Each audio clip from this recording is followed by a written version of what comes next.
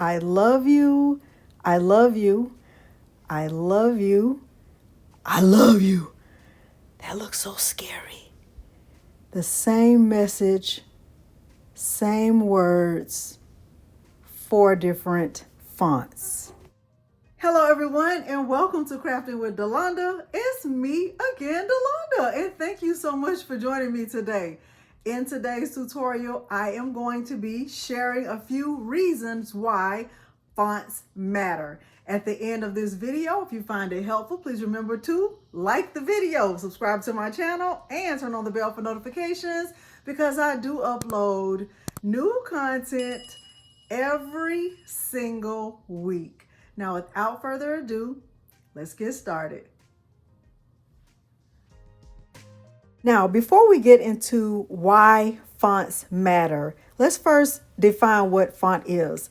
The font is how the text looks, and the text is what you type.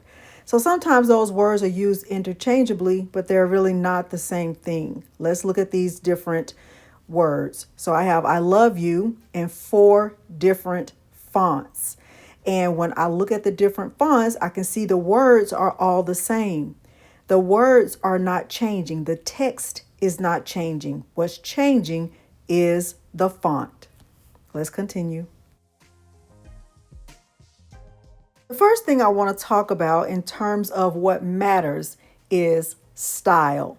And the reason why style matters is because it helps you to convey the message that you're trying to send in your design.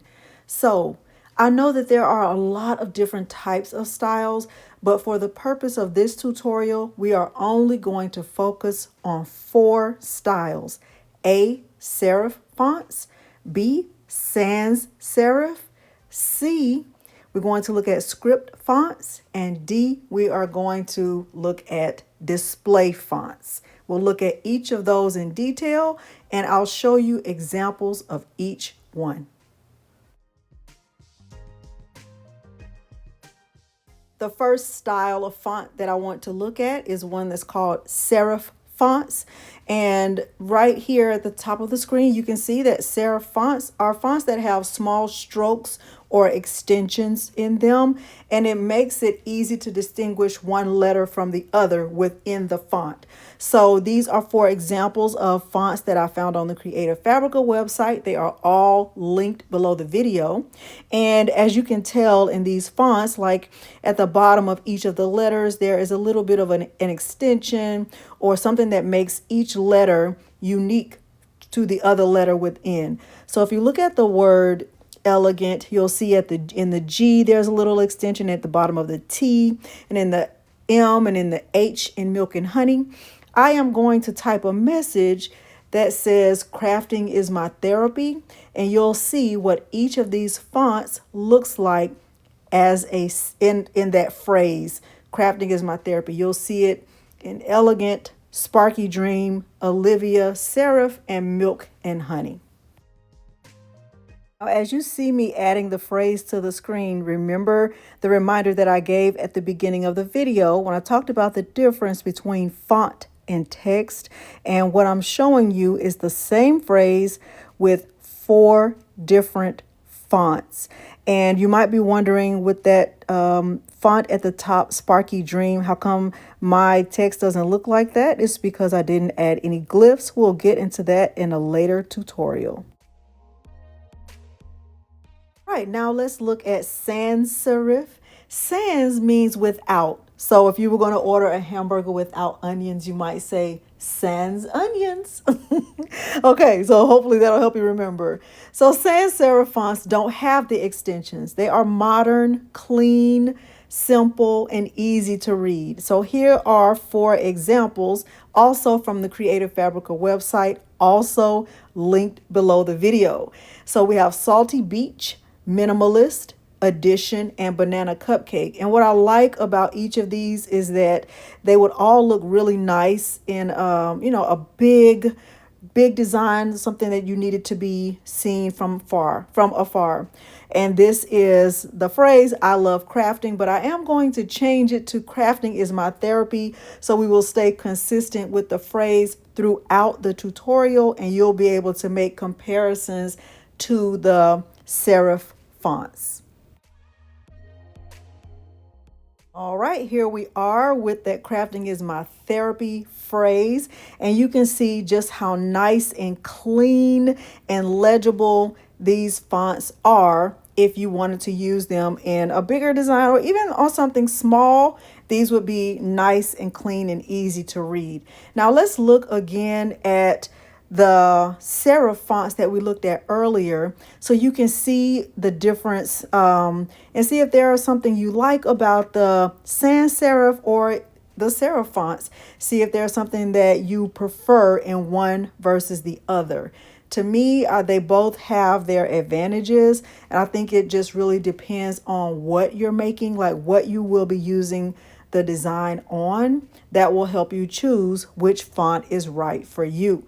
If you had to make a decision today out of the serif and sans serif fonts that you see on the screen, which one is your favorite out of all 8? That's probably hard, but if it were up to me, I would say Banana Cupcake. I love that font so much. All right, next up is script fonts.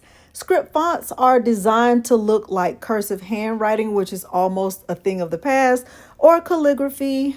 Script fonts can be brushed, they can be playful, they can look like calligraphy, just like I said. They're mostly used in formal designs, and I like to use them on smaller designs. So here are 4 of my favorites from the Creative Fabrica website: Siblings, Ladybug, Handmade Calligraphy, and Bestie. And they are all linked below the video.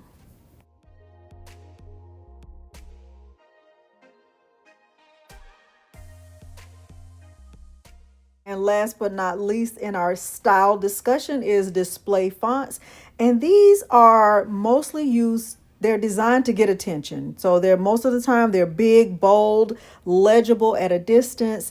And they come in a lot of different categories like varsity, bubble fonts, distressed fonts, Western, retro. There are so many subcategories within the display style options. So let's see what these look like in the display style. So you have one called Chewy Cookie, one that's called Classic Varsity, Halloween Scream, Cowboy Zombie, Sport Grunge, and Happy Rounded. All of these are in the display font category, and to me, they are like subcategories of the category. But I think it's important to know that with the display font, the purpose of them is really to get attention. Just look at that Halloween Scream. It definitely screams for attention.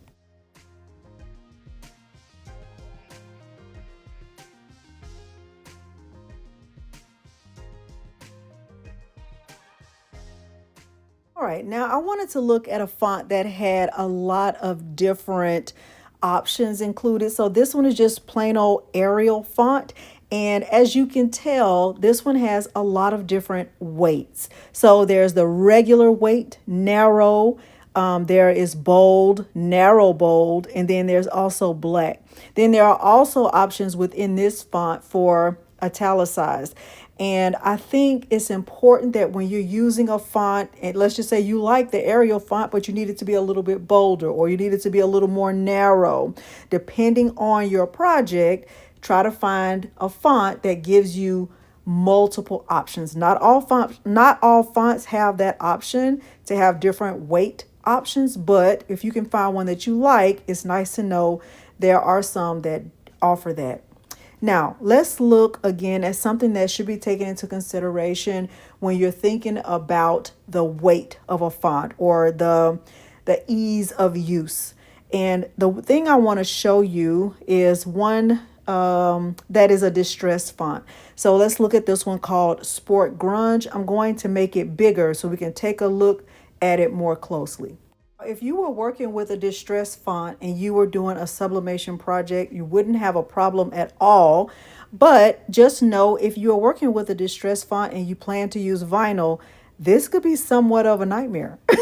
And that might call the font to be renamed to distress screaming or distress crying or distress weeding. Let's continue. Let's do a quick recap of the styles. The first one we talked about were serif fonts. Remember, those have small strokes or extensions that help to identify one letter from the other within the font. We looked at sans serif fonts, which were modern, clean, simple, and easy to read. I love all of those.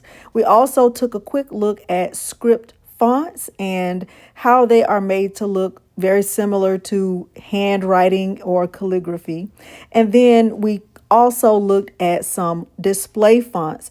And one thing to know about display fonts is that there are subcategories within that category of display fonts. Now, one thing that I didn't mention, but I think it's important to note, is that the font case matters too. So in my message, I typed crafting is my therapy. And in some of the phrases, you can see that there is a mixture of uppercase and lowercase letters. And in some of the other fonts, I didn't have a choice on whether or not the phrase was in all caps or if I had a mixture. So if you are creating a message, you should take that into consideration as to whether or not you want to use a font that has all uppercase or if it offers a mixture of uppercase and lowercase letters. Now, as we close out, here are some things I want you to think about as you are creating.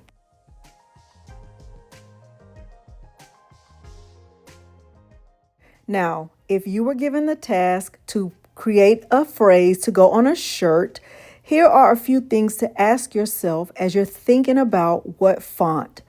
So, what style fits the message depending on the message? What case? Do you want your phrase to be uppercase, lowercase, or do you want it to be mixed? What is the purpose? Is it going on a bag, a shirt, a mug? Is it legible? Are you able to read it from afar? And I didn't touch on number 5, but I think it's important to know, are you allowed to use the phrase or the font? Is it for personal use only, or do you have commercial use of the font? It's important to know that, especially if you plan to go into sales. Hopefully you have found this helpful. Please know this is the first tutorial in a series. In the next tutorial, we will go deeper into looking at fonts. We'll look at glyphs, and we're also going to look at comparing multiple fonts at one time. If you found this helpful, please remember to do the things: like the video, subscribe to my channel, and turn on the bell for notifications, because I do upload new content every single week. Thank you so much for joining me today, and thanks for watching. Bye.